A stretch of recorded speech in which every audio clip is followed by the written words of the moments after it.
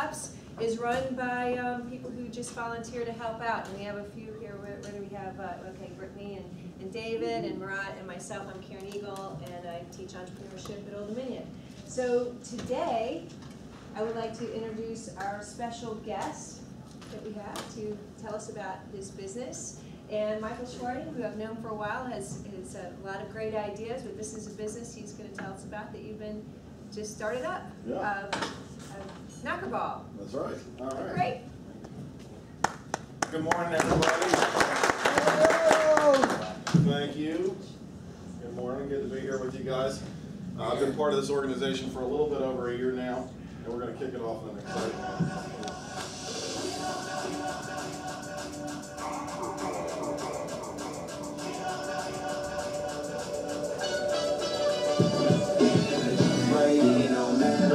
If you knock me down, I'ma get on up. Top speed when you hit the ground. Just get on up. If you get knocked out, right in, no matter what. If you knock me down, I'ma get on up. Get on up. Get on up.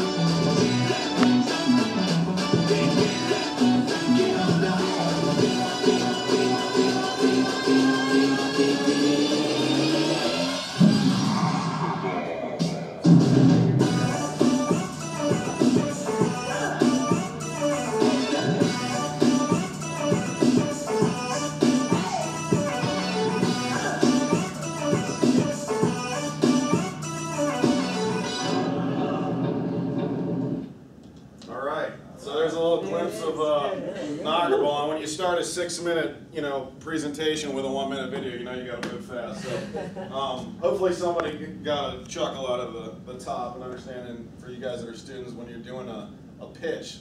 The important thing is to hook the person through that part of the brain really quickly. So a little bit about us. My wife and I own this company. She really ran a large majority of it for the last year because I was half asleep behind the wheel doing an MBA program at a very high rate of speed. But her natural talent is with kids. She works with Reality Church and she runs everything in the kids program, 18 and under. She's a school teacher by trade. My background is I did a 23-year career in Special Forces, retired 4.5 years ago. I ran an online fitness company that I stood up with my wife for a little over 5 years.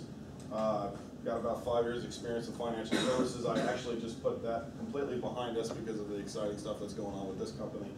And then the MBA that I got under some of Karen's tutelage. So the company was launched on Shark Tank. It came out of Australia and New Zealand. It launched first quarter 15.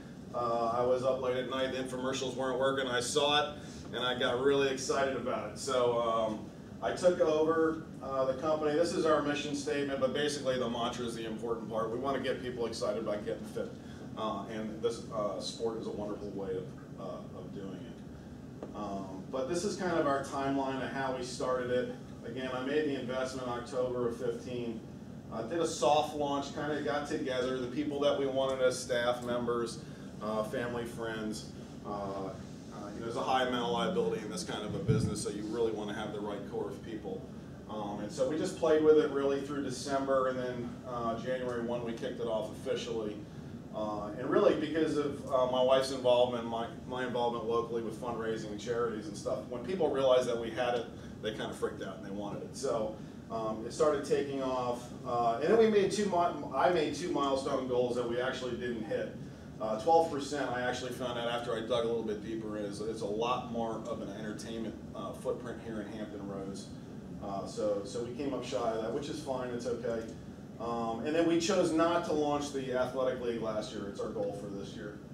But really that's what we are, is we're an entertainment company. Our average client is really a 16-year-old to a 28-year-old. We've got a couple pockets of older people that are interested in it. But when I took a look at it, obviously I was in an MBA program, so I did all the traditional kind of research, if you will. Really this is what's kind of important for today's discussion. We do have a small amount of competition. There is another Knockerball affiliate here locally. The corporate is not going to put another one into the space, so I know who they are. They chose brick and mortar. I chose not to do brick and mortar. And then Zorb is still lingering here. Zorb's going through a lot of problems right now. They actually have killed a couple people with their balls. And so I don't know that that's going to be an issue for long term. But this is probably a little more information that you want. But if you just focus kind of on numbers 1 and 2, this is SWOT analysis. I don't know if you guys have learned about this in school yet.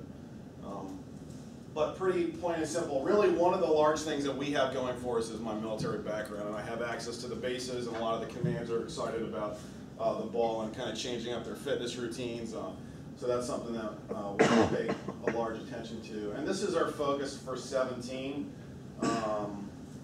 Really, we're scaling. We kind of had to sit down and decide, are we growing or are we scaling? Because there's a big difference in growing and scaling, and really that ties down to the amount of capital that you're putting in versus the amount of revenue that you're generating. And we're definitely in a kind of a fun season right now.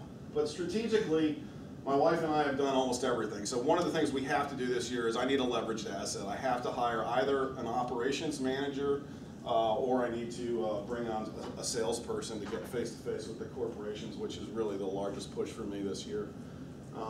We tie this business that can fall on people's ears different ways. CRM and MailChimp, we did do a great job again last year of following up with customers. A lot of our customers drive our business for us, so we kind of said, hey, we need to pay a little better attention to that. The Athletic League got left in red really because that is something that's really a goal. It's not a requirement for us as a business, but there's football leagues here, lacrosse leagues, and there is definitely some potential. For generating revenue, we definitely want to tackle more into corporate. We did a couple events this year, and it kind of just took off, and we realized that a lot of the companies do these safety stand downs or team building events, and they really like this as a new concept for them. And then just trying to expand our networking, which is always good in business, one way or another. But this is our timeline for the year. I'd like to get the manager on board by April. If you know a younger, high-energy person that you think might be good to talk to, I'd love to hear about them. And then summer camps is a big piece that we completely missed last year, and then we had a lot of people actually come to us and say, hey, would you come into our vacation Bible school or whatever. So we're looking into that. And this was kind of just thrown up just to give you guys an idea. We're not trying to do anything astronomical, but this was our net profit goal. What we did was we came up just short of it, which was okay because it was kind of part-time for us. But that's our goals for the next couple of years. Just to kind of give you some scope. And we're bringing on two other, and we'll talk about that in the question and answer section. But we actually are launching what's called Action Archery this year too, which is a combat archery. It's brand new in the States too, so it's a pretty exciting time. But that's kind of just the overview of what we're doing at Knockerball Hampton Roads. And I would love to hear some questions. The reason why I chose to present here is because of the scale. So some of the big nuts that we would love to crack is the ocean front.